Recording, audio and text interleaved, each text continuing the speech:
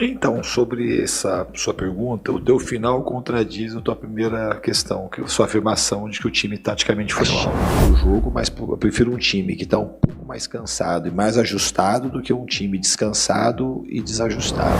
Se você gosta de falar da parte tática, dá uma olhada que você vai ver que tem muita coisa importante taticamente pra gente conseguir fazer aquele gol além. Legal. Terminou mesmo? Ó, Agora hoje vai Corinthians, que é nóis. Primeira pergunta, é claro, tem que ser sobre o jogo, né? Sobre a vitória no último minuto, com o gol do Labiad, que já tinha marcado contra o Peñarol. Eu queria que você falasse a respeito disso. Primeiro, analisar o jogo em si, tudo o que aconteceu, o que deu certo, o que deu errado, e o gol no último minuto que acabou dando a vitória ao Corinthians. Obrigado. Primeiramente, boa noite. Do jogo, achei que o primeiro tempo a gente jogou um pouco errado. Mais do que jogar mal, jogou errado. Não estava achando muito os tempos de pressionar. E a gente estava com muita pressa. Então a gente errou muito passe sem necessidade. No segundo tempo a gente corrigiu e jogou certo. E jogando certo, passou a jogar melhor do que jogou no primeiro tempo. E com isso a gente empurrou muito o Atlético Mineiro para trás. Eles foram muito dedicados, o Atlético, e se defenderam muito bem. Eles baixaram muito o time e a gente soube ter paciência, foi modificando um pouco o jeito de jogar. As trocas também surtiram efeito e provavelmente a gente ia fazer o gol do jeito que fez, com cruzamento e com bastante gente na área. Então foi um mérito coletivo, além, obviamente, da qualidade individual do Zacarias, do cruzamento do Matheus e da finalização do Zacarias, que eu já aproveito e já falo sobre ele. É um jogador que, sinceramente, eu conhecia pouco, e aqui no Corinthians ele era muito bem avaliado pelo pessoal internamente, e eu fui conhecendo ele, eu mesmo, nos treinamentos e nos jogos, nessa loucura de calendário, com muitos jogos um em cima do outro, e principalmente no primeiro momento eu resolvi modificar pouco a equipe para dar um pouco de conjunto das coisas táticas que a gente estava trabalhando. Ele estava com a minutagem baixa por dois motivos. O principal, eu tinha muito pouco conhecimento do que ele era capaz de fazer. E aí, conforme os jogos foram acontecendo e os treinamentos, eu fui me inteirando da real capacidade dele. E ele é um jogador extremamente técnico, que dá muito volume no jogo, inteligente para jogar e um grande profissional. E acredito também que foi muito mérito de muita coisa para ele ter feito o gol hoje. Muito dedicado esse rapaz. Ainda dentro desse assunto do Labiá, ele chega ao Corinthians sob olhares de desconfiança, talvez por ser ali uma indicação do próprio Memphis, né? À época era um amigo do Memphis. E ele passa a ser utilizado de fato através da sua chegada, depois da sua chegada, como você bem disse, com a minutagem baixa. Eu queria me aprofundar mais nesse acesso que você gosta tanto, né, do jogador, da parte humana do jogador, que o Corinthians conta com 3 estrangeiros não latinos, né? O Labiá também tá nessa lista, e você falou um pouco de como foi descobrindo ele.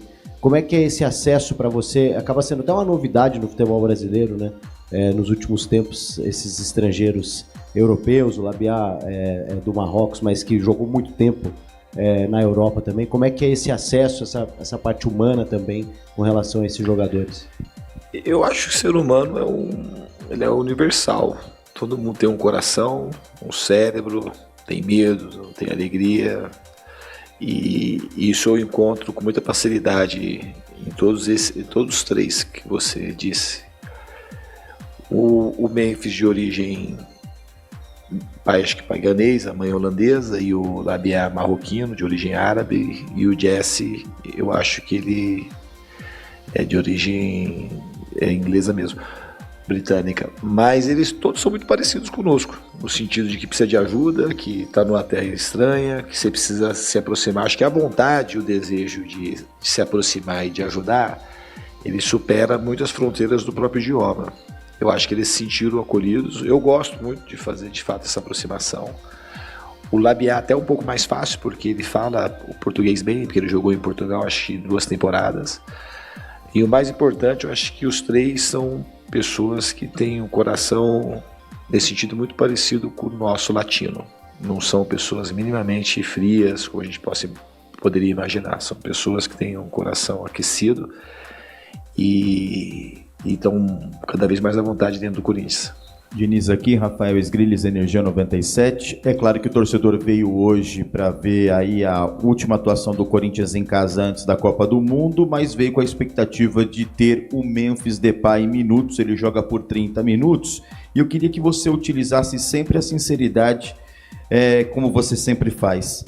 Hoje você tem da diretoria qual previsão? Mais para contar com o Memphis para o futuro, pós-Copa do Mundo, ou não contar com o Memphis para o futuro? Qual a sinalização que você tem da diretoria, já pensando em preparação pós-Mundial? A sinalização é positiva, né? Existe um desejo do clube, talvez o Marcelo, do presidente, o Thiago, que está aqui, o Júlio. Todo mundo tem um desejo que o Memphis fique. Então a sinalização é positiva. Eu espero que isso se concretize. Acho que é um jogador que pode ajudar muito o Corinthians ainda. É um jogador que tem uma qualidade muito diferente. Foi muito bom ele voltar hoje, depois de 2 meses, e ele se preparou, se dedicou. E eu espero, independente, não foi o último jogo em casa, né? A gente tem a Platense agora na quarta-feira. E depois o Memphis tem que se apresentar na seleção da Holanda.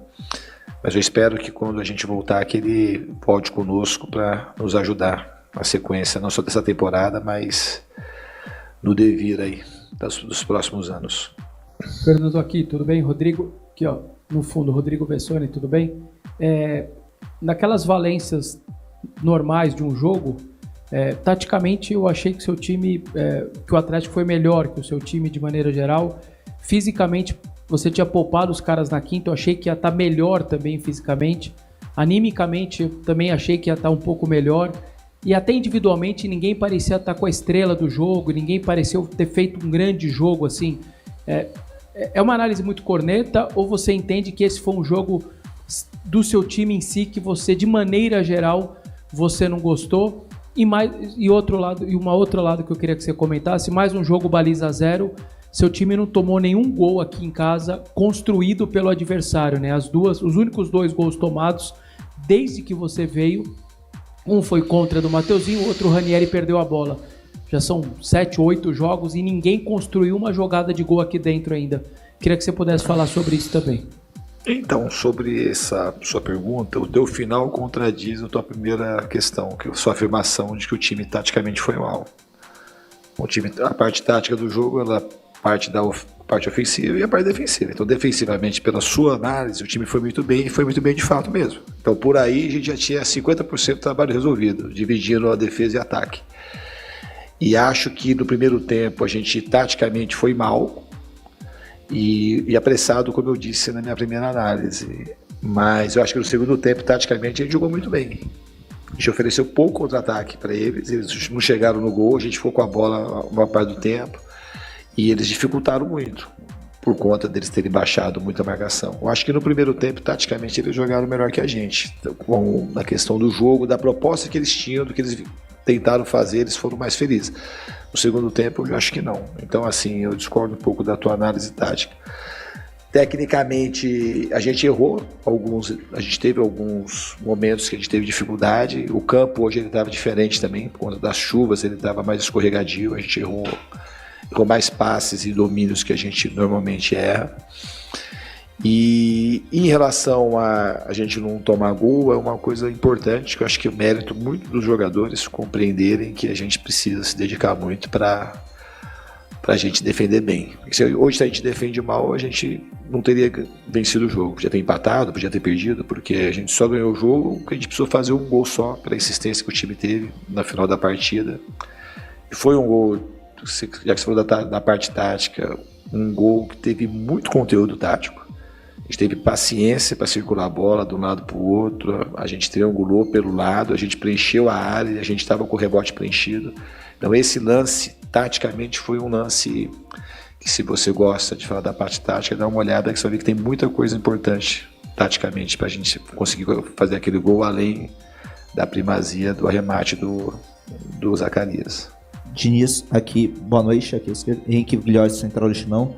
Diniz, você já falou um pouquinho disso na quinta-feira no Uruguai, mas hoje o Corinthians está punido por contratar jogadores e vem uma janela de transferências que promete ser agitada para o mercado corintiano.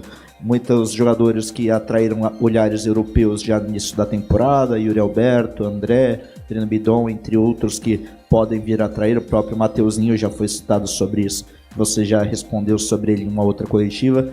Como é que você enxerga essa possibilidade de um mercado que busca jogadores do Corinthians, mas que até o primeiro momento, até agora, você não poderia buscar reposições no mercado? Como você enxerga a situação e como a diretoria te passa isso no dia a dia?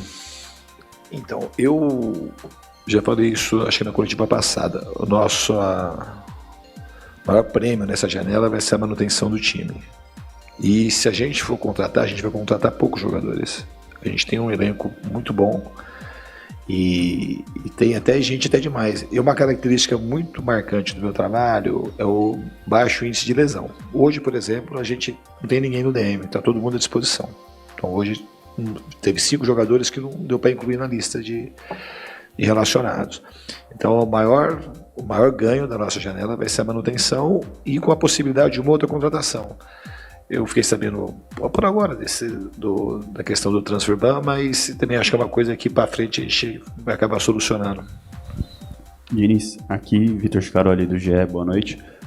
Eu queria que você falasse sobre um setor específico que é o meio-campo, mas de um jogador, né, que é o Alan. Hoje ele não foi titular, mas na minha opinião, pelo menos ele já vem entrando bem. Era o único jogador que você já tinha trabalhado desse elenco atual.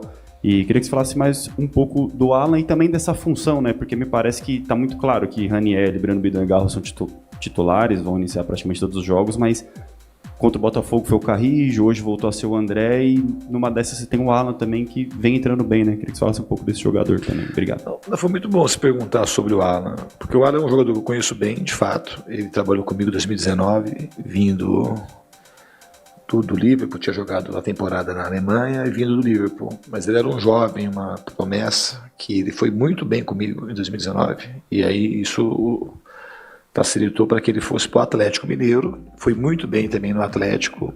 Vocês se lembram que ele foi um cara que estava cotado para a seleção brasileira naquele momento, e aí no Flamengo as coisas não aconteceram para ele do jeito que ele previa, e aí a gente vai criando um alvoroço, porque em determinado lugar o jogador não consegue emplacar, de que o Alan, de alguma forma, pudesse não ser um grande jogador que ele é. Ele é um grande jogador.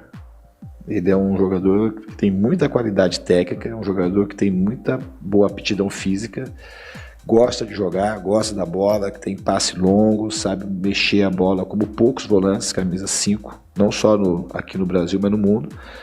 Ele consegue participar muito da saída, ajuda muito a destravar o jogo e foi uma grande aquisição. E eu tentei levar o Alan para o Vasco, mas na concorrência ele acabou vindo para o Corinthians. Então pra gente é muito bom ter o Alan aqui, além de todos os jogadores que você falou. E o André, que você falou também, o André é uma pedra bruta. É um jogador que tem uma qualidade técnica muito boa e uma qualidade física exuberante. Então eu já falei mais de uma vez que o André, questão de tempo para ele adquirindo algumas coisas que ainda falta para ele poder seguir uma carreira de muito prestígio na Europa. Diniz, boa noite, Júlia Fernanda da Rádio Craque Neto. Agora com o Memphis de volta na equipe, o Lingard vinha sendo titular ali no ataque junto com o Yuri. Com isso eu queria saber de você, se você pensa talvez numa mudança tática, o Corinthians começar jogando com 3 atacantes. Obrigada. É uma possibilidade, mas é uma coisa que isso a gente vai ver com mais clareza para frente, né? Porque a gente vai ter mais um jogo e o Memphis já vai se apresentar para a Copa do Mundo, depois do jogo da Platense, eu acho, que é isso que é o cronograma dele. E daqui 2 jogos também a gente vai parar para o recesso aí desse período que a gente vai ficar sem jogos. E depois, mas é uma possibilidade, sempre, variação tática, elas sempre são possibilidades, a gente vai procurar encaixar os melhores jogadores para que o Corinthians tenha mais chance de vencer os jogos. Aqui, Diniz, Daniel Soares, Bate-Fundo Esportivo. Você em diversos momentos já falou que teve conversas com o Mateuzinho, com o próprio Yuri, que seria o melhor ficar aqui, pensando na carreira. Com o Memphis, você já teve ou pretende ter essa conversa sobre... Você já falou diversas vezes que quer que o Memphis fique. Você pretende ter esse papo com eles também? Ficar no Corinthians? Eu já conversei com o Memphis mais de uma vez. Obviamente que eu não tenho o poder final da decisão, mas eu deixei claro para ele, e ele sabe disso, que ele é um tipo de jogador que eu acredito que a maneira que eu vejo de futebol encaixa muito com aquilo que ele tem para oferecer. Então, se a gente puder trabalhar junto, vai ser, por mais tempo, para mim vai ser uma alegria muito grande. Boa noite, Diniz, tudo bem? Vinícius Rafucci aqui do Lance. Você já falou em outras coletivas que você estava se sentindo confortável de ver que o elenco estava aos poucos entendendo o seu estilo de jogo. Estava se adaptando, estava pegando o que você passava nos treinamentos. Agora, concluindo esse seu ciclo de pausa aí para a Copa do Mundo, faltam ali 2 jogos, que é o arremate final para essa primeira metade de temporada. O que você acha que você vai precisar mais trabalhar nessa pausa? É mais a parte tática de você aprofundar esse entendimento dos jogadores daquilo que você quer para o jogo? É você fazer adaptações de alguns jogadores para cumprir determinadas funções que você quer? Você tem ido bem na defesa, você elogiou aqui hoje mais uma vez, é tornar o ataque mais efetivo? O que você entende que você precisa mais melhorar nessa pausa para a Copa? Eu acho que a gente tem que atacar em todas as frentes. Acho que com o tempo que a gente vai ter depois na volta, de dar mais condição física, técnica e tática para os jogadores daquilo que eu acredito que seja o melhor para o futebol. A gente não teve nenhuma semana aberta para trabalhar. Então a gente sempre estava recuperando o jogador e ajustando a parte tática. E eu sempre no treino. Isso é uma característica que eu tenho diferente, eu acho que da maioria dos treinadores, que todo tempo que eu tenho, eu procuro treinar alguma coisa. Tanto no vídeo quanto no campo. Às vezes até levo um pouquinho mais de desgaste para o jogo, mas eu prefiro um time que está um pouco mais cansado e mais ajustado do que um time descansado e desajustado, taticamente. Então eu vou trabalhar em todas as frentes. Vai ser muito bom esse período. Eu acredito que a gente vai saber aproveitá-lo muito bem. Diniz, boa noite. João da Lara da TV Globo aqui. O próximo compromisso do Corinthians é pela Libertadores e no último jogo você bateu o recorde e chegou a 19 jogos de invencibilidade, né, seguidos. Eu queria que você falasse um pouco o que isso significa para você, ser o treinador com mais jogos seguidos de invencibilidade na história do torneio. Não, para mim, eu não fico muito conectado nessas coisas. Eu tenho muito pouco acesso à internet, mas eu fico com a sensação de alegria muito grande, né? De poder bater esse recorde. Mas não é aquilo que me motiva. O que me motiva é fazer o meu melhor todos os dias e que esse meu melhor de todos os dias gere boas consequências como essa, que venham títulos, que venham coisas assim.